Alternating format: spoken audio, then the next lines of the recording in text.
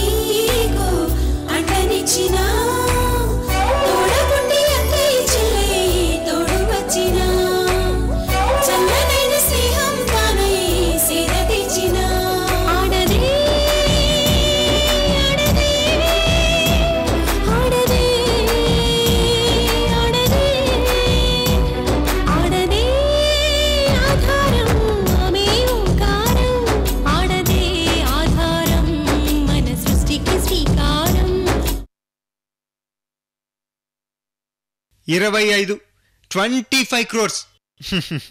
మరో 2 గంటల్లో నీ డొక్కు కొంపకి టాటా చెప్పి నా సొంత ఇంట్లోకి వెళ్ళిపోతున్నాను. That is Vikas. ఆ రోజు 100 కోట్ల ఆస్తి కోసం కలలు కన్నాను. కానీ ఈరోజు జస్ట్ 1 మంత్లో 100 కోట్ల ఆస్తి సంపాదించగలను. సంపాదించి చూపిస్తాను. That is Vikas.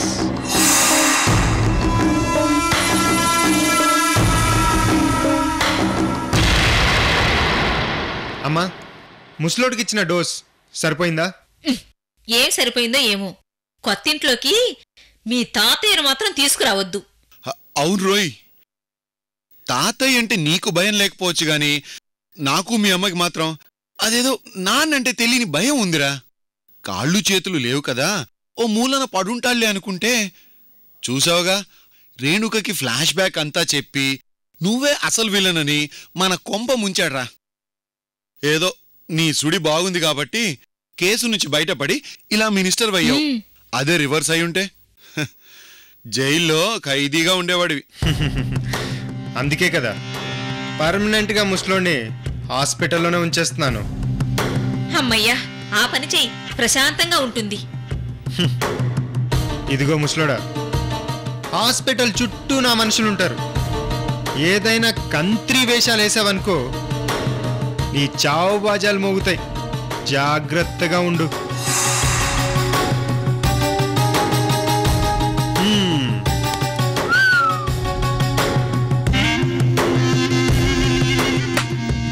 వస్తా.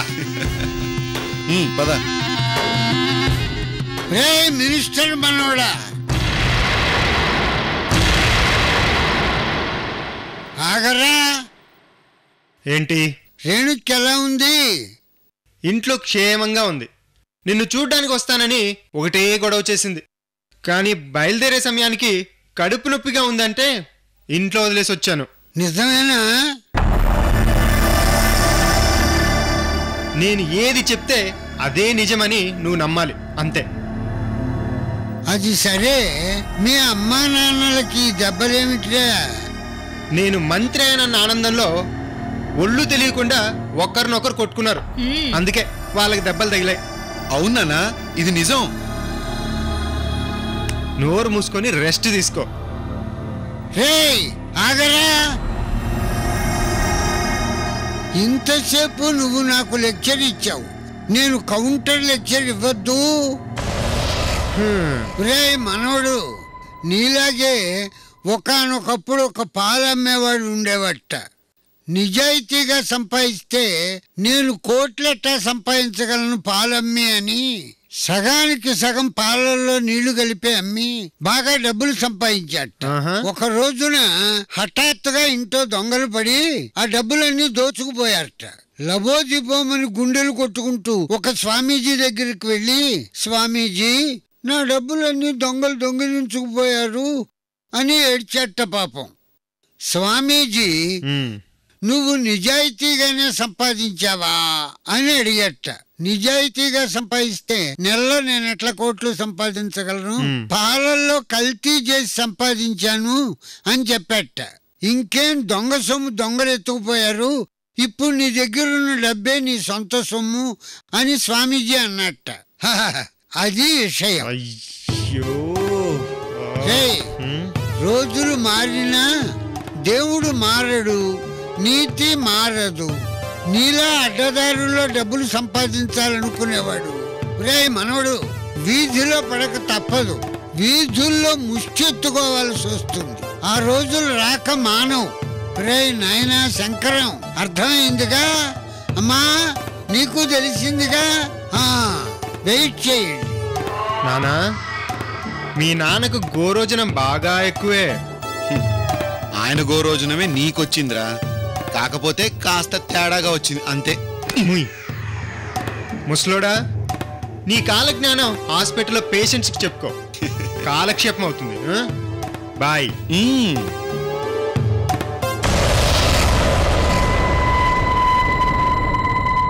వీడు రేణుక గురించి చెప్తున్నది నిజమా అబద్ధమా?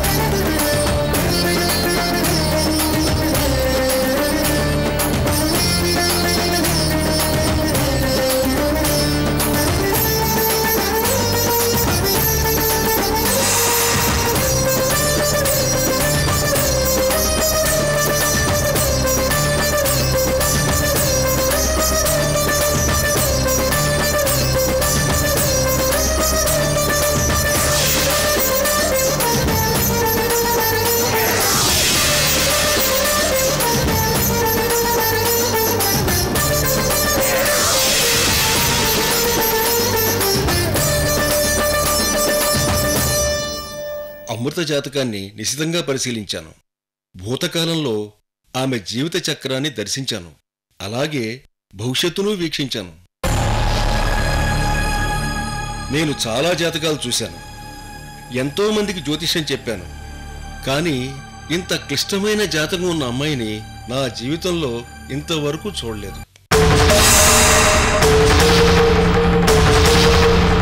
మీ అమృత విధిరాతకు ఆటబొమ్మ, కష్టాల్లో భూదేవికి తోబుట్టువు, రాక్షసుల చేతిలో పడి తన సర్వస్వాన్ని పోగొట్టుకుంది. అంతేగదా తల్లి? మీరు చెప్పేదంతా నిజమే స్వామి. అమృత కృష్ణమూర్తి ప్రథమపుత్రిక. తండ్రి కూతుల అనుబంధం అనన్య సామాన్యమైనది. కానీ విధిరాత విడిపోయారు.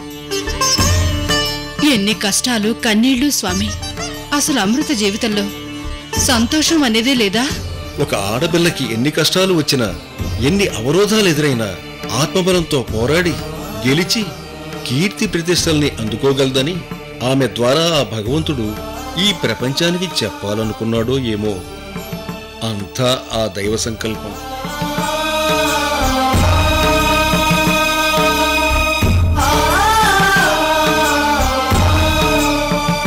అమృత జాతక దోషానికి నివారణ ఉందమ్మా. గురువులకి గుగ్గురువులు ఉంటారు. తెలిసినది కొంత, తెలియాల్సింది ఇంకెంతో ఉందమ్మా. అమృత జాతకం గురించి చెప్పిన పూజారి గారిని అప్పుడు లక్ష్మిగారు నివారణోపాయం అడుగుంటే సరిపోయేది. చూడమ్మా, మనిషికి భవిష్యత్తు గురించి చాలా భయాలుంటాయి. భవిష్యత్తులో మీకు ఇలాంటి కీడు రాబోతుందని చెప్పగానే మనిషి కలవరపడతాడు. దానితో పరిష్కార మార్గం ఆలోచించడానికి ఆలస్యం అవుతుంది. పాపం అమృత తల్లిగారు కూడా అలాంటి కలవరపాటులోనే పరిష్కారం గురించి ఆలోచించి ఉండకపోవచ్చు. అయితే అమృత జాతక నివారణకి పరిష్కారం ఉందా స్వామి? బ్రహ్మ సృష్టికి కూడా విశ్వామిత్రుడి ప్రతిసృష్టి ఉంది తల్లి. నిప్పును ఆర్పేందుకు నీరుంది, నీరుని కట్టడి చేసేందుకు కట్ట ఉంది. అలా ప్రతిదానికి ప్రతిసృష్టి ఉందమ్మా. అలా ఉందంటే అది మనిషి గొప్పతనం కాదు, అంతా భగవత్ సంకల్పం. అమృత జాతక దోషం వల్ల తండ్రికి ప్రాణగండం ఉంది. ఈ జాతక దోషాన్ని నివారించాలంటే ఒక్కటే మార్గం ఉందమ్మా. అమృతకు పెళ్లి చెయ్యాలి.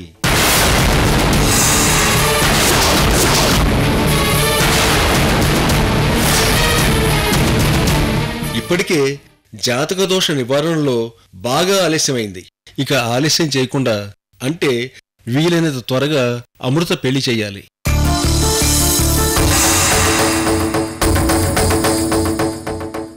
ప్రకృతి ధర్మం ప్రకారం ఆడపిల్లకు పెళ్లి చేస్తే పుట్టింటి నుంచి మెట్టినింటికి వెళ్ళిపోతుంది, అంటే తల్లిదండ్రులకు దూరం అవుతుంది. ఇక్కడ అమృత విషయంలో మాత్రం పెళ్లి చేసుకుంటే జాతక దోష నివారణ జరిగి తల్లిదండ్రులకు దగ్గరవుతుంది.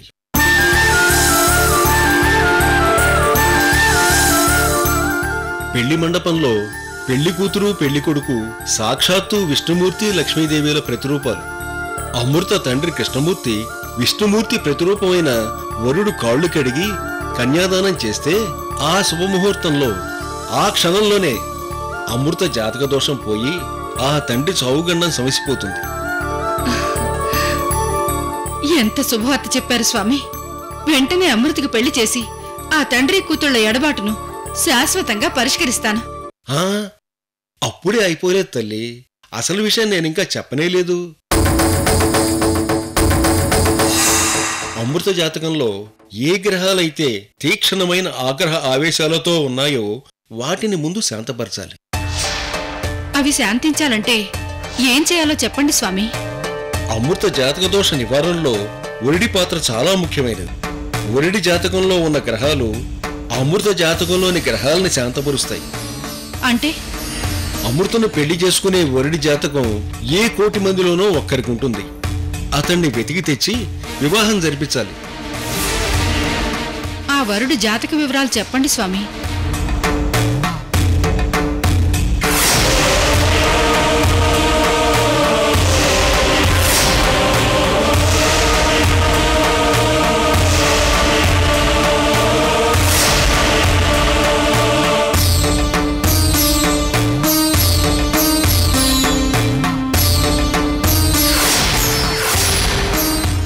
ఈ జాతకం గల వరుడితో అమృతకు పెళ్లి చెయ్యాలి.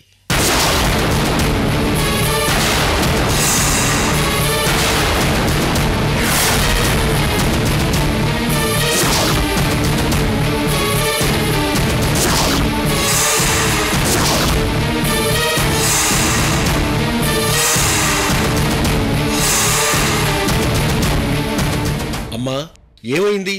ఎందుకిలా ఒక్కసారిగా కలవరపడుతున్నారు?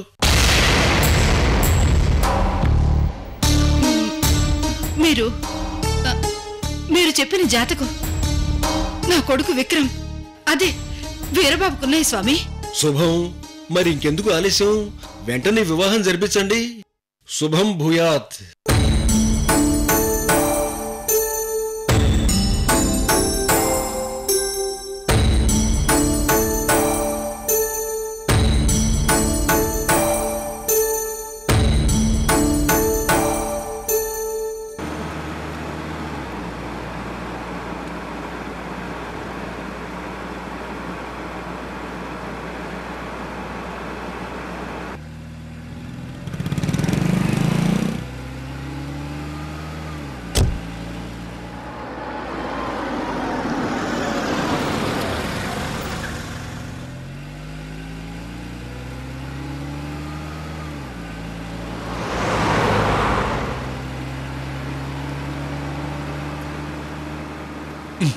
నానా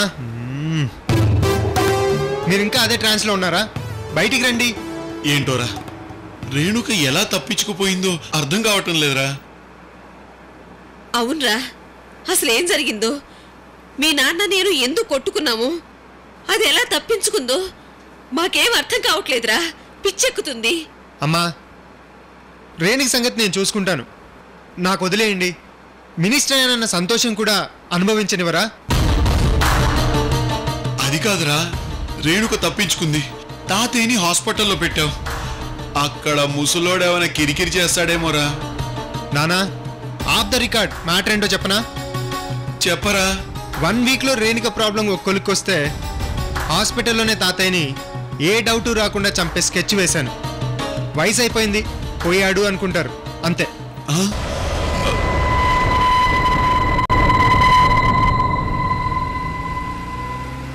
ఏంటి భయపడ్డారా? మీరు కూడా మారాలి నానా. భయపడుతూ బ్రతికితే ఎన్ని రోజులు బతుకుతారు? అసలే ముసలోడు చాలా డేంజర్, ఎటువైపు నుంచి ఎలా నరుక్కొస్తాడో తెలియదు. అందుకే రేణుక విషయం తెలియగానే తాతయ్య డెత్ డేట్ ఫిక్స్ చేశాను.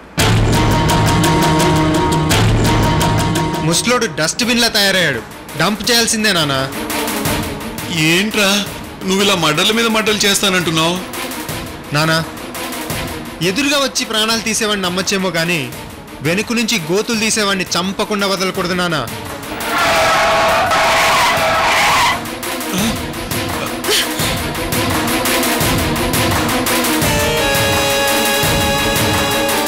రై, ఎవడ్రా నువ్వు రోడ్డు కట్టంగా? క్షమించండి దొరా, క్షమించండి.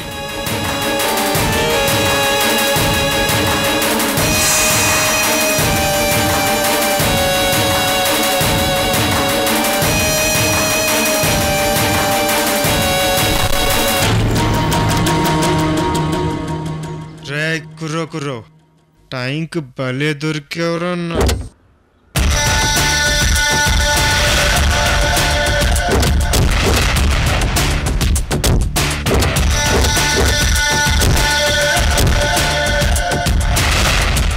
ఏమైంది సార్, ఇక్కడ ఆగారు?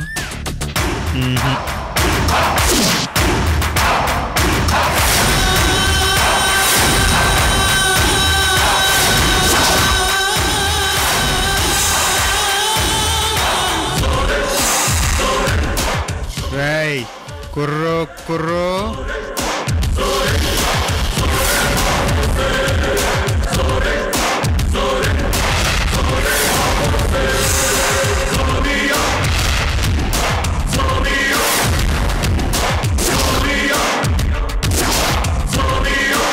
కుర్రో కుర్రు, వికాసుకోనా, బాగున్నావా? ఎస్ఐ సార్, మంత్రి గారి కారు కింద కావాలనే పడి డబ్బులు గుంజాలని ప్రయత్నించిన కోయదొర అని అరెస్ట్ చేసి వాడిని జైల్లో పడేయండి. కుర్రో కుర్రు. సార్, పోనీ అంతర్రాష్ట్ర దొంగని లాక్కెళ్ళి ఎన్కౌంటర్ చేయండి. కుర్రో కుర్రు. పొట్టకుట్టి కోసం జాతకాలు చెప్పేవాడితో మీకెందుకు సార్? పొట్టకూటి కోసం జాతకాలు చెప్పే మామూలు కోయదొర అనుకున్నావా వాడు? రే రే రే రే, వాడు కలియుగ బ్రహ్మ, వాడేం చెప్పినా జరిగిపోతుంది. ఇప్పుడు ఈ క్షణం నువ్వు నా చేతిలో చచ్చిపోతావని చెప్తే చచ్చిపోతావు. అంత పవర్ఫుల్ కోయదొర వాడు. సారీ సార్, నాకు తెలీదు. చూసావా, నువ్వు కూడా భయపడిపోయావు. అది వాడి స్టామినా. వికాసుకోనా, నువ్వు పెద్ద మంత్రి అయ్యావు, చాలా సంతోషం. నువ్వు పెద్దోడివి, నీకు దండం. నన్ను వదిలిపెడితే నేను వెళ్ళిపోతాను కోనా. రేయ్ ఆగు, నువ్వు నాకు దండం పెడుతుంటే నాకెలా ఉందో తెలుసా? దబ్బనం తీసుకుని నా కళ్ళల్లో కస్తీరా గుచ్చితే ఎలా ఉంటుందో అలా ఉంది. కుర్రో కుర్రు, నీకేమైంది వికాసుకోనా? పైకి నువ్వు దండం పెడుతున్నా వీడికి అరదండాలు ఖాయం అని లోపల అనుకుంటున్నావు కదా? ఎందుకు అనుకుంటాను కోనా, అంతా నీ భ్రమ. ఏంటి భ్రమనా? రాయ్, నా జీవితం గురించి అన్నీ తెలిసినట్టు చెప్తావు కదరా. అదేంటో తెలియదు కానీ గుళ్ళో కనిపించినా రోడ్డు మీద కనిపించినా నీకు జైలు ఖాయం, నీ జీవితం అల్లకల్లోలం, మీ అమ్మా నాన్న అడుక్కు తింటారు అని అదే ఆడియో రిపీట్ చేస్తావు. మరి ఆ రెడీమేడ్ జాతకం ఇప్పుడు ఏమైందిరా? కుర్రు నా జాతకం వల్ల నీకింత కోపం వస్తుందని అనుకోలేదు కోనా. ఇక నన్ను వదిలేయకోనా. అసలు విషయం చెప్పకుండా అప్పుడే ఎందుకు వదిలేస్తాను? ఆ రోజు ఏమన్నావు? రేప్ కేసులో శిక్ష పడుతుందన్నావు. ఎక్కడ? జైలుకి వెళ్ళలేదే, బయట దర్జాగా ఉన్నాను, మంత్రినయ్యాను, రాజాలా బ్రతుకుతున్నాను. కుర్రు వికాస్ కోనా, నా మీద నీ కోపం వచ్చినట్టున్నదే. నిన్ను సలసలా కాగే నూనెలో వేసి ఫ్రై చేయాలని ఉంది. కుర్రు నా మీద అంత కోపమా కోనా?